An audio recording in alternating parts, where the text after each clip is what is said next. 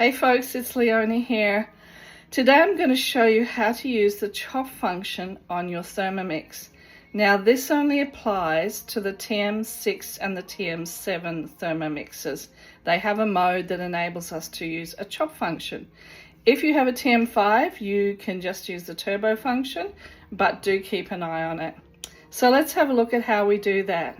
Right, now here I am on my front screen of my TM7 Thermomix. Now to find the chop function, I go down to the modes button, which is actually the little Thermomix blades down here. Click on that. Now just at the bottom here you can see the start of the chop function. There's a whole heap of choices on different things that you can chop, and each one has different settings for thick or thin, fine or heavy, for large. You can see there's a huge number of things to choose from, and it just makes life so much easier.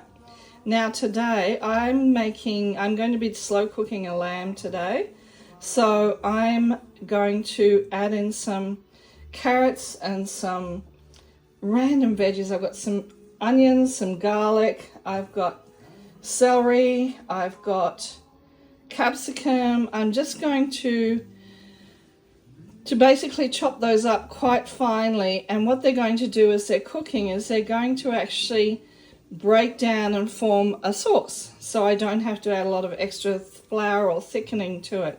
So I'm going to start off with the carrots to show you this today.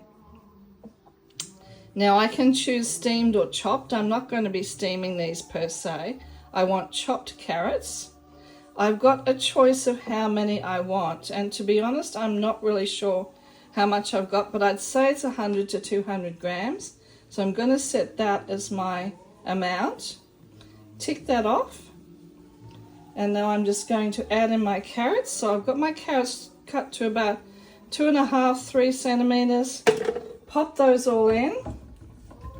And there's not a lot. Now I'm doing each of the veggies separately because they each have different density. So I don't really want them to end up as mush, put it that way. So I've got my lid now on. You can see the lid's on because the button's gone green, and I'm just going to chop those up.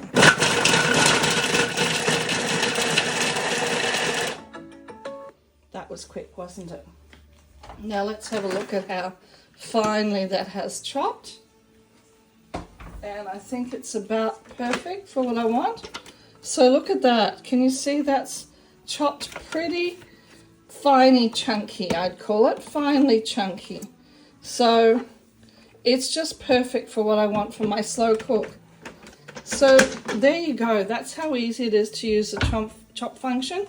I think it's a magical mode on the TM6 and the TM7, and I do encourage you to use it more often yourselves. That's it from me.